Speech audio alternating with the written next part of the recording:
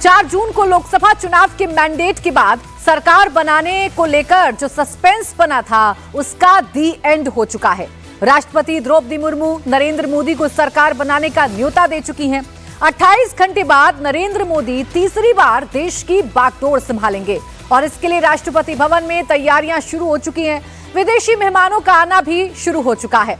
बांग्लादेश की प्रधानमंत्री शेख हसीना नई दिल्ली पहुंच चुकी हैं, लेकिन इन सब के बीच बैठकों का दौर जारी है। पीएम आवास से लेकर नीतीश कुमार के घर तक और लखनऊ से लेकर मुंबई तक मीटिंग्स पर मीटिंग्स हो रही हैं। कहीं मंत्रियों के नाम पर मंथन हो रहा है, तो कहीं चुनाव में खराब प्रदर्शन पर समीक्षा की जा रही है, तो कोई आगे की रणनीति पर चर्चा कर रहा है। कांग्रेस से लेकर समाजवादी पार्टी तक और बीजेपी से लेकर टीडीपी तक हर जगह मंथन और बैठकों का दौर जारी है। आइए सबसे पहले बात कर लेती हूं बीजेपी की। तो दिल्ली में आज बीजेपी की 2 बड़ी बैठक हुई। एक बैठक बीजेपी दफ्तर में हुई, जिसमें बीजेपी के राष्ट्रीय महामंत्री से लेकर संगठन महासचिव तक शामिल हुए। अलग अलग राज्यों के प्रदेश अध्यक्ष शामिल हुए। तो वहीं बीजेपी की दूसरी बैठक प्रधानमंत्री आवास पर हुई, जिसमें प्रधानमंत्री नरेंद्र मोदी के अलावा अमित शाह और जेपी नड्डा मौजूद रहे।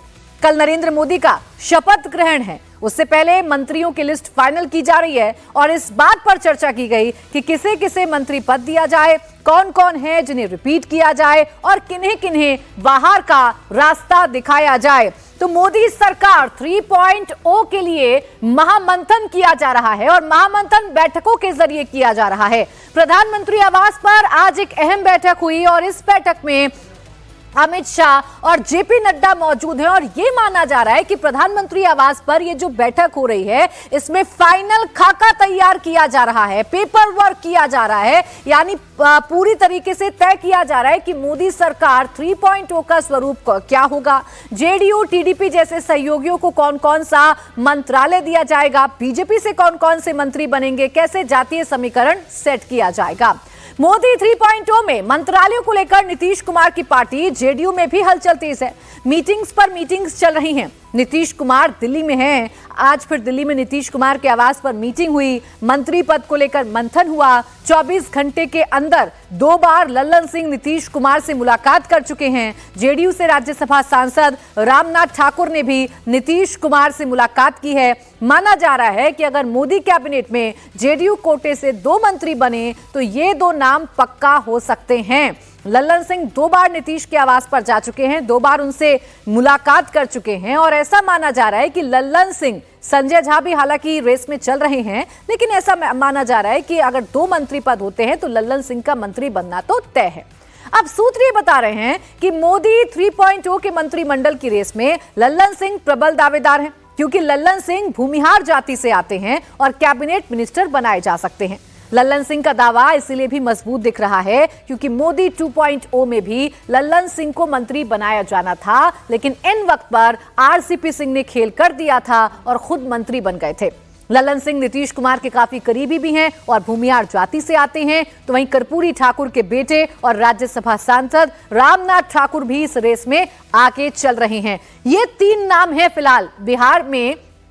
अगर जेडीयू को अपने कोटे से मंत्री बनाना है, कैबिनेट मंत्री बना रहा है, तो लल्लन सिंह का नाम सबसे आगे चल रहा है, जो कि मुंगेर से सांसद चुने गए हैं। संजय झा जो कि राज्यसभा सांसद हैं, उनका नाम भी आगे चल रहा है, लेकिन माना यह जा रहा है कि 2 सवर्णों को कैबिनेट में जगह नहीं दी जाएगी। जो दूसरा नाम है वो रामनाथ ठाकुर का है, राज्यसभा सांसद हैं, कर्पूरी ठाकुर के बेटे हैं। हाल ही में कर्पूरी ठाकुर को सम्मान से नवाजा गया। ऐसे में प्रबल दावेदारी रामनाथ ठाकुर की भी नजर आ रही है। महादलित वाला जो एंगल है वो कहीं ना कहीं सध जाएगा, इसलिए रामनाथ ठाकुर को भी नीतीश कुमार का करीबी माना जाता है और इनका नाम भी चल रहा है। और तीसरा नाम संजय झा का है, जो कि राज्यसभा सांसद हैं। वो नॉर्थ बिहार से आते हैं और ब्राह्मण जाति से आते हैं। आजकल नीतीश कुमार के साथ साय की तरह दिखते हैं। ऐसे में संजय झा के नाम की भी खूब चर्चा इस वक्त जोरों पर चल रही है। जेडीयू के कोटे से कौन सा मंत्रालय आएगा, ये बड़ा सवाल है। ये भी बड़ा सवाल है क्योंकि जेडीयू मोदी सरकार में ज्यादा से ज्यादा हिस्सेदारी चाह रही है। अटल सरकार में नीतीश रेल मंत्री रह चुके हैं। जेडीयू की तरफ से मोदी 3.0 में भी रेल मंत्रालय की मांग की जा रही है। यानी आप ऐसे समझिए कि कितने मंत्री पद होंगे, इसके साथ ही साथ पोर्टफोलियो किसको कौन सा दिया जाएगा, इसकी डिमांड भी सहयोगियों की तरफ से की जा रही है। जाएगी, क्या तैयारी है, किस तरीके से देख रहे हैं आप पूरे समीकरण को? तैयारी तो चल ही रही है ना। माननीय प्रधानमंत्री जी को शपथ लेना है और हम लोग उसके गवाह बनने के लिए बिहार से आए हुए हैं। और हम लोग यह उम्मीद लेके आए हैं कि बिहार के भी बहुत सारे हमारे पार्टी के सांसद और एनडीए के सांसद जीते हैं, तो हम लोग तो इस उम्मीद से आए हैं कि ज़्यादा से ज़्यादा हमारे सांसद को मंत्रिमंडल में जगह मिले, और उनको जगह मिलेगा हम लोग उनको मिल कर के शुभकामना देंगे। आज हम लोग पूर्व में ही पहले से ही माननीय प्रधानमंत्री जी को हम लोग पहले से ही शुभकामना बधाई देते हैं कि आगे बहुत अच्छा से देश की तरक्की हो। जा रही है कि ये मंत्रालय मांगा गया है, ये विभाग मांगा गया। और सर एक और ख़ास बात है कि बिहार को जो है वो एक स्पेशल राज्य का दर्जा मिले, इस पे भी मांग है। ये तो हमारे माननीय मुख्यमंत्री श्री नीतीश कुमार जी का वर्षों पुराना मांग रहा है कि विशेष राज्य का दर्जा बिहार को मिले। लेकिन बिहार को हम लोग को ये बात दावे के साथ कह सकते हैं और भरोसे के साथ कह सकते हैं कि बिहार को पहले भी माननीय प्रधानमंत्री जी ने बहुत सारे सहयोग किए हैं आर्थिक रूप से, और इस बार और ज़्यादा हम लोग अपेक्षा करते हैं कि इस बार और ज़्यादा हम लोग को क्या कहेंगे?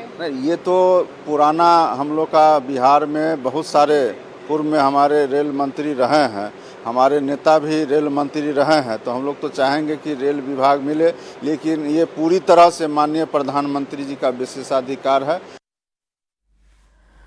अपनी अपनी मांग, अपनी अपनी डिमांड सामने रखी जा रही है और इसी पर फाइनल रिव्यू किया जा रहा है। बैठक प्रधानमंत्री आवास पर चल रही है। बिहार में जेडीयू ने 16 सीटों पर अपने कैंडिडेट उतारे थे, जिसमें से 12 इलेक्ट होकर संसद पहुंचे। और वो चेहरे इस वक्त आप इस टेलीविजन स्क्रीन पर देख रहे हैं, हमारी इस स्क्रीन पर देख रहे हैं। सुनील कुमार वाल्मीकि नगर से मैदान में उतरे, लवली आनंद शिवहर से जीती हैं, और इसके अलावा देवेश चंद्र ठाकुर जो है वो सीतामढ़ी से चुनाव जीते हैं। और इन 12 चेहरों में से नीतीश किसको मंत्रिमंडल में शामिल करवाते हैं या नीतीश किस चेहरे पर मुहर लगाते हैं, इसकी चर्चा सबसे ज्यादा की जा रही है। और इस चर्चा में सबसे ज्यादा अगर किसी की संभावनाएं प्रबल नजर आती हैं तो वो हैं लल्लन सिंह, जो कि मुंगेर से सांसद हैं, 2 बार नीतीश कुमार के घर पर जाकर बैठक कर चुके हैं, भूमिहार जाति से आते हैं, इसलिए इनकी संभावनाएं प्रबल हो गई हैं। आपको जानकारी दें कि नीतीश कुमार किसे किसे मोदी के मंत्रिमंडल में एंट्री देंगे ये जल्द साफ हो जाएगा, और इन्हीं चेहरों में से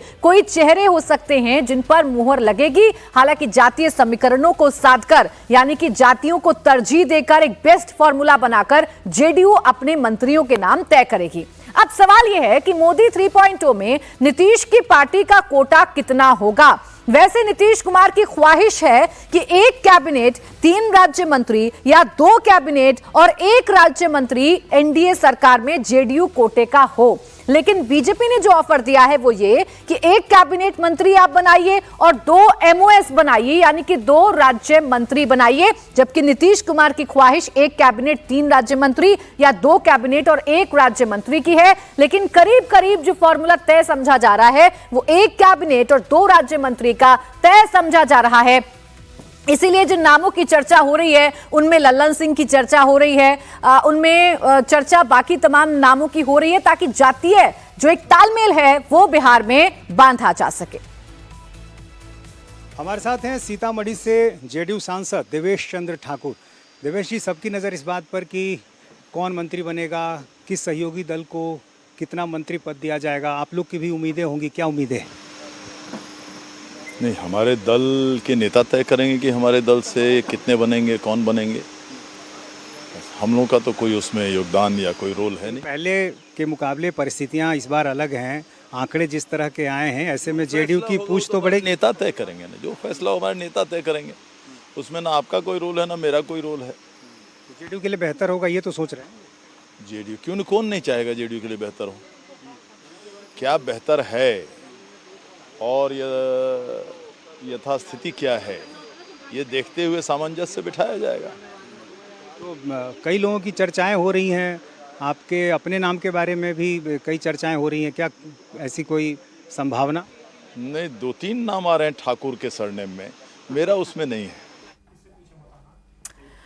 अब नेता भले ही कैमरे पर कुछ भी कहने से बच रहे हों, लेकिन सबके जहन में इसी बात की लालसा है कि कहीं उनका नाम मंत्रिमंडल में शामिल हो जाए।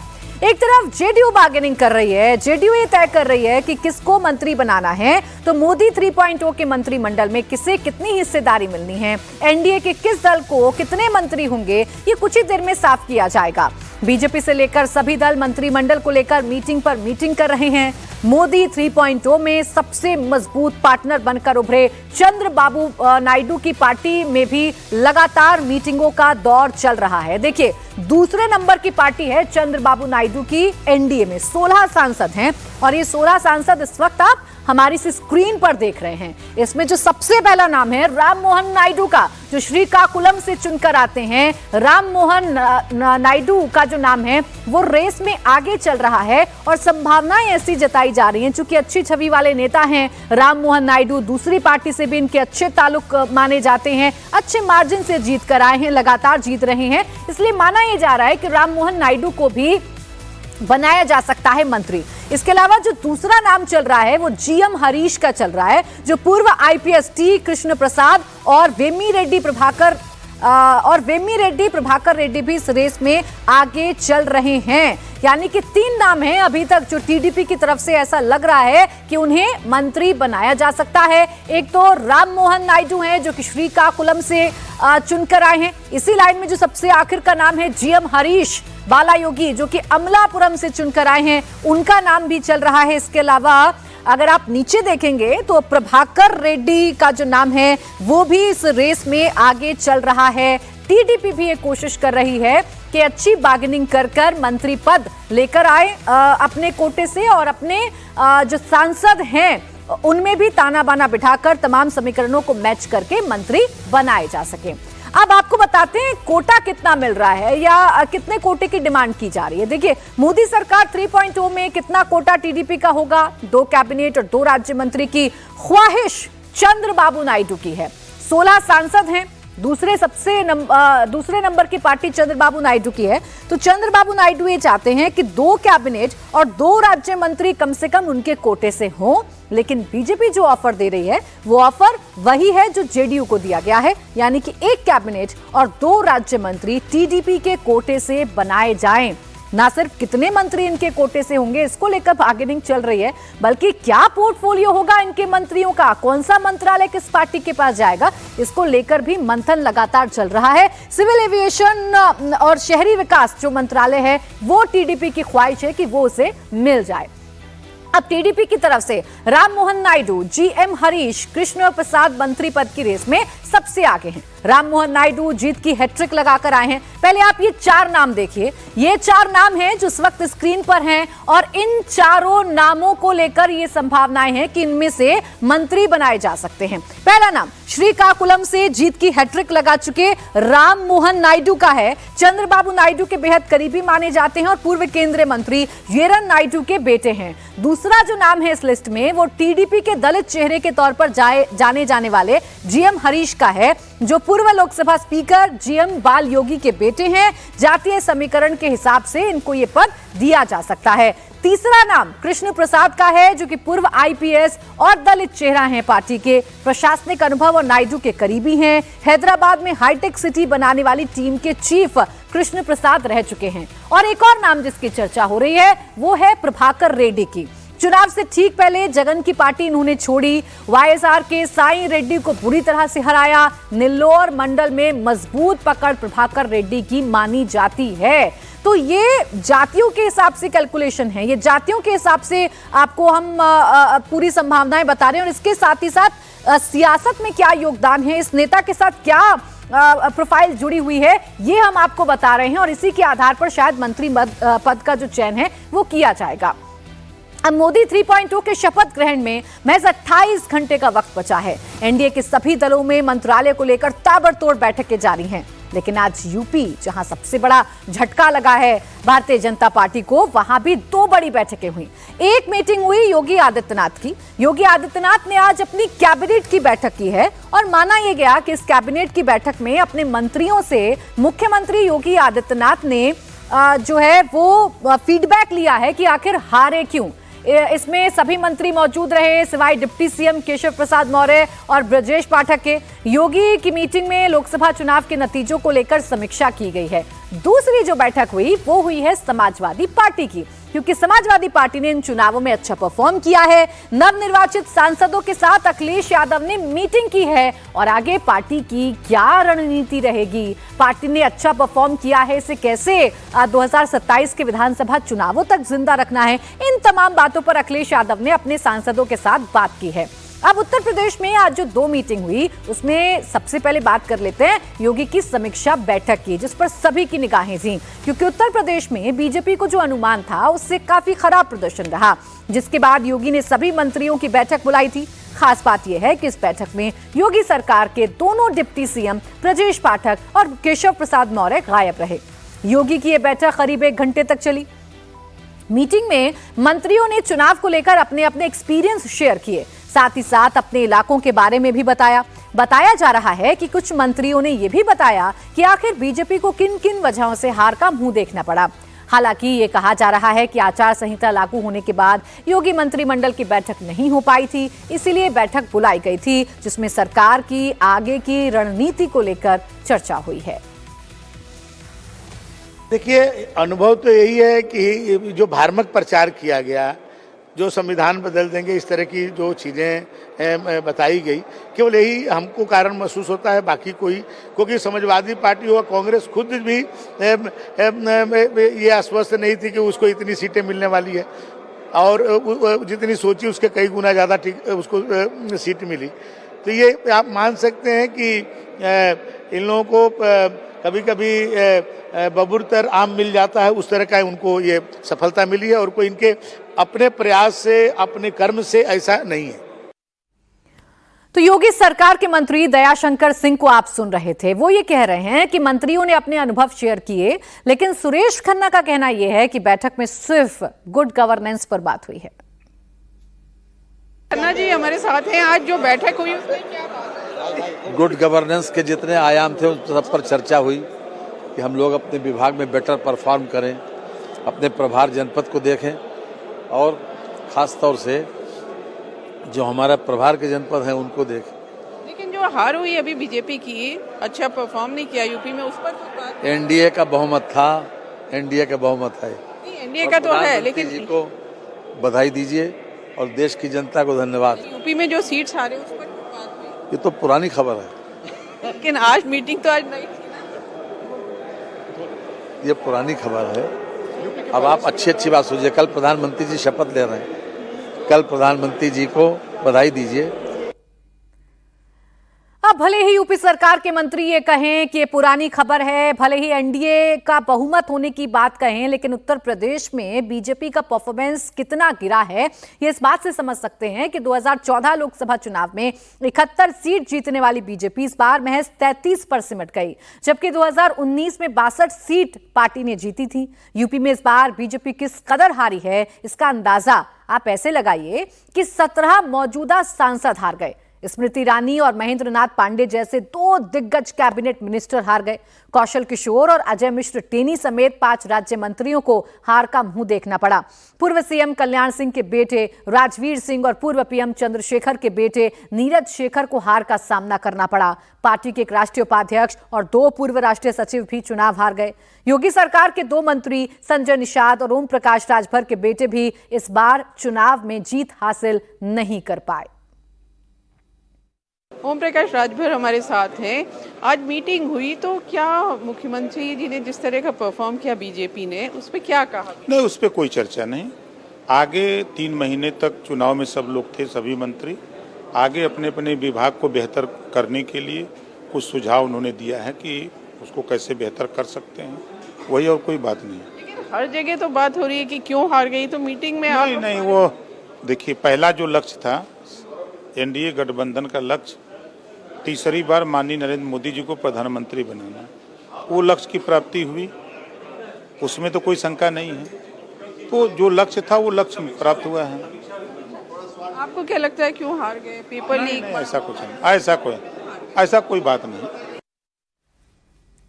तो ओम प्रकाश राजभर भी बेशक हार की समीक्षा ना होने की बात कर रहे हों, लेकिन ओम प्रकाश राजभर भी इस बार यूपी में चल नहीं पाए, अपने बेटे को घोसी से जिताने में नाकामयाब साबित हुए। ऐसा क्यों हुआ? देखिए, बीजेपी के अंदर जहां एक और यूपी के नए कास्ट कॉम्बिनेशन को लेकर मंथन चल रहा है, तो वहीं दूसरी तरफ 37 सीटों के साथ यूपी में नंबर 1 की पार्टी अखिलेश यादव की पार्टी समाजवादी पार्टी रही, जिसका जोश हाई है।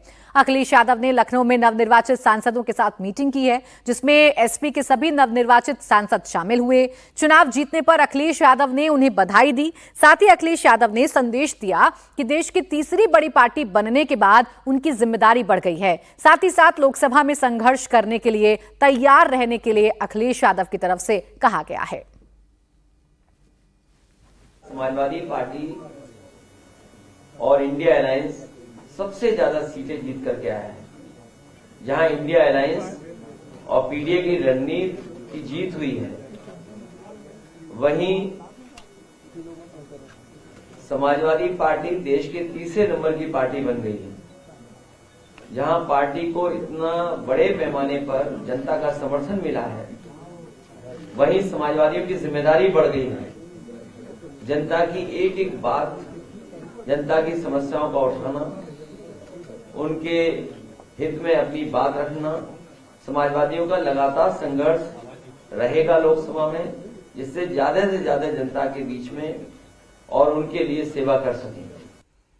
तो इंडिया गठबंधन की नंबर 2 की पार्टी समाजवादी पार्टी ने तो अपने सांसदों को संघर्ष का संदेश दे दिया है, तो वहीं नंबर 1 की पार्टी इंडिया गठबंधन में 99 सीट पाने वाली कांग्रेस के खेमे में भी आज हलचल देखी गई। दिल्ली में कांग्रेस वर्किंग कमेटी की बैठक हुई और इस बार ये बैठक कांग्रेस दफ्तर में नहीं बल्कि अशोका होटल में हुई, क्योंकि बैठक में नवनिर्वाचित सांसदों को बुलाया गया था और इस बार कांग्रेस के सांसदों की संख्या में जबरदस्त इजाफा हुआ। 99 सांसद चुनकर संसद पहुंच रहे हैं, इसलिए बैठक के लिए बड़ी जगह चुना गया। बैठक में जो सबसे बड़ी बात निकल कर आई वो ये कि कांग्रेस पार्टी के सांसद चाहते हैं कि राहुल गांधी नेता प्रतिपक्ष का पद संभालें। दिग्विजय सिंह ने इस बात का प्रस्ताव रखा, जिस पर खड़गे ने भी राहुल से पद को स्वीकारने की अपील की, जिसके बाद राहुल गांधी ने सोचने के लिए वक्त मांगा। आपको यहां जानकारी दे दें कि 2014 के बाद ये पहली बार है जब कांग्रेस नेता प्रतिपक्ष के लिए अपना कोरम पूरा कर रही है, क्योंकि नेता प्रतिपक्ष बनने के लिए कम से कम 54 सांसद की जरूरत होती है।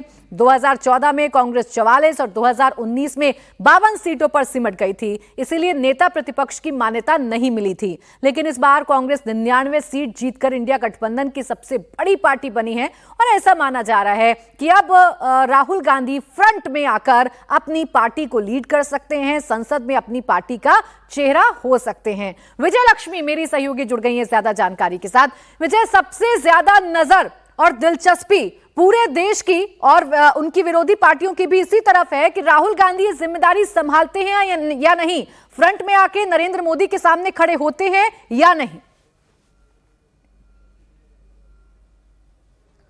बिल्कुल, देखिए जो अभी मीटिंग हुई प्राची, ये कांग्रेस की एक्सटेंडेड वर्किंग कमेटी की मीटिंग है। इसमें सिर्फ जो वर्किंग कमेटी के सदस्य हैं वही थे। जो सीपीपी यानी पार्लियामेंट्री पार्टी की मीटिंग है वो संसद भवन में शाम 5:30 बजे होगी।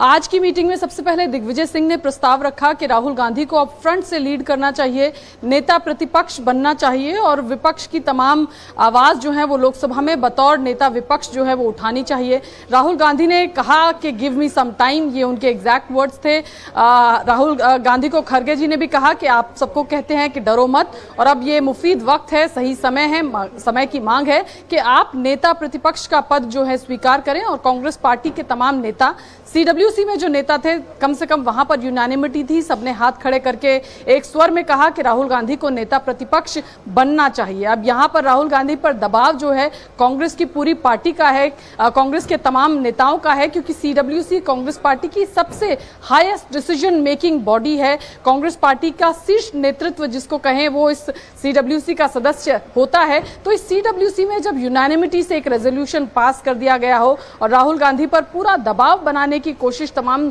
सीडब्ल्यूसी के सदस्यों की तरफ से आज की हो, तो ऐसे में देखना होगा कि क्या राहुल गांधी फिर भी इनकार कर पाएंगे या नहीं कर पाएंगे, क्योंकि उन्होंने साफ साफ ना तो उसको स्वीकार करने की बात आज की मीटिंग में कही और ना ही उसको अस्वीकार करने की कोई बात कही। उन्होंने सिर्फ सीडब्ल्यूसी के तमाम सदस्यों सदस्यों से कहा कि उन्हें सोचने का कुछ और वक्त चाहिए। अब देखना होगा कि राहुल गांधी कितना वक्त लेकर के अपना फैसला बताते हैं, लेकिन उम्मीद कांग्रेस के तमाम नेताओं को यही है कि राहुल गांधी नेता विपक्ष का, नेता प्रतिपक्ष का पद जो है वो इस बार इस भारी दबाव के बीच जो है वो देखिए, और ये स्वीकार जिम्मेदारी कर इसलिए सकते भी हैं। अहम लेकिन हो जाती है कि औपचारिक पार्टी ने इतना अच्छा अगर परफॉर्म किया है 2014 और 19 से अगर कंपेयर करें, 99 सीटें अगर कांग्रेस पार्टी लेकर आई है, तो इसमें राहुल गांधी के योगदान की भी चर्चा हो रही है। राहुल गांधी ने जो मुद्दे उठाए उनकी चर्चा हो रही है, उनकी भारत जोड़ो यात्रा की भी चर्चा हो रही है, और यही पहलू आज बैठक में भी रखे गए होंगे विजयलक्ष्मी।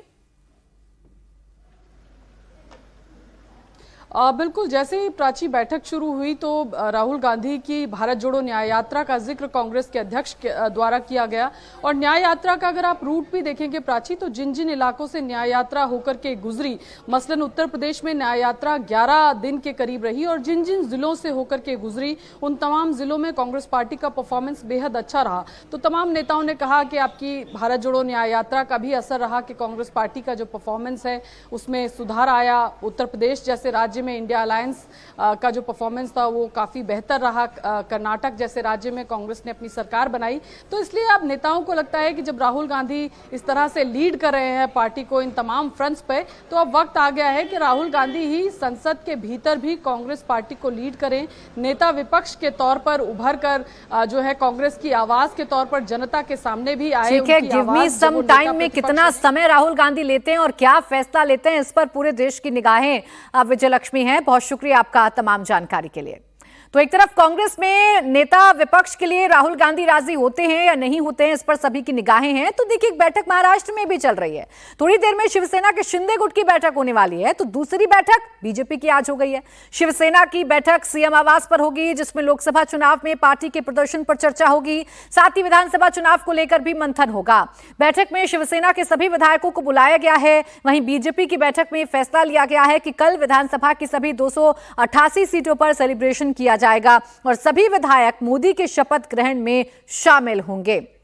तो एक सूत्र ये बता रहे हैं कि शिवसेना को मोदी मंत्रिमंडल में एक कैबिनेट और एक राज्य मंत्री पद मिल सकता है। फिलहाल अभी शिवसेना का सिर्फ एक कैबिनेट मंत्री बनाया जा सकता है। शिवसेना से मंत्री पद की रेस में प्रताप राव जाधव, श्रीरंग बारने, संदीपन भूमरे आगे चल रहे हैं। वहीं एनसीपी कोटे से राज्यसभा सांसद प्रफुल्ल पटेल का नाम भी मंत्रिमंडल की रेस में है। एनसीपी अजित गुट की तरफ से कल प्रफुल्ल पटेल मंत्री पद की शपथ में शामिल हो सकते हैं। शिवसेना शिंदे के 7 सांसद जीतकर संसद पहुंचे हैं। शिवसेना के इन 7 सांसदों में कल्याण से सीएम एकनाथ शिंदे के बेटे श्रीकांत शिंदे भी शामिल हैं। अब श्रीकांत शिंदे को मोदी के मंत्रिमंडल में जगह मिलेगी या नहीं, ये भी देखना दिलचस्प होगा। मैं ये कहना चाहूंगा कि बुजुर्ग और नया युवा चेहरा इस मंत्रिमंडल में होना चाहिए, दोनों का समावेश इसमें होना चाहिए। सीनियर्स को भी यहाँ संधि मिलनी चाहिए, लेकिन एक युवा आश्वासक चेहरे को भी यहाँ पे आना चाहिए। डॉक्टर श्रीकांत शिंदे जो तीसरी बार के सांसद है, उनको भी इस मंत्रिमंडल में होना चाहिए, ये मेरी गुजारिश है। युवाओं में आप भी है, श्रीकांत शिंदे भी है, नरेश मस्की भी पहली बार चुनकर आए हैं, तो क्या आप युवाओं की मांग है कि श्रीकांत शिंदे बने मंत्री बने? मैं दूसरी बार का सांसद हूँ और श्रीकांत जी तीसरी बार के सांसद है। वो मेरे सीनियर है सभागृह में, वो मुझसे अगर उम्र में भी कम हो, लेकिन मेरे सभागृह के वो सीनियर है।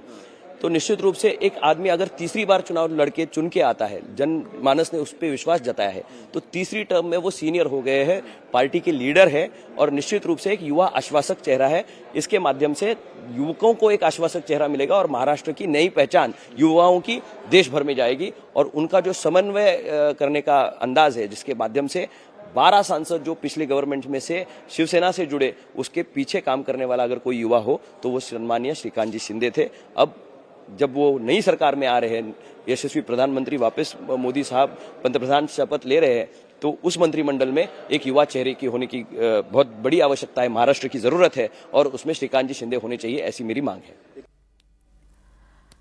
अब फिलहाल मंत्रिमंडल की रेस में शिवसेना शिंदे के जिन 3 सांसदों का नाम सबसे आगे चल रहा है वो है प्रताप राव गणपत राव जाधव, संदीपन राव भुमरे और श्रीरंग बारने। प्रताप राव जाधव विदर्भ के बुल्ढाड़ा लोकसभा से चौथी बार चुने गए हैं।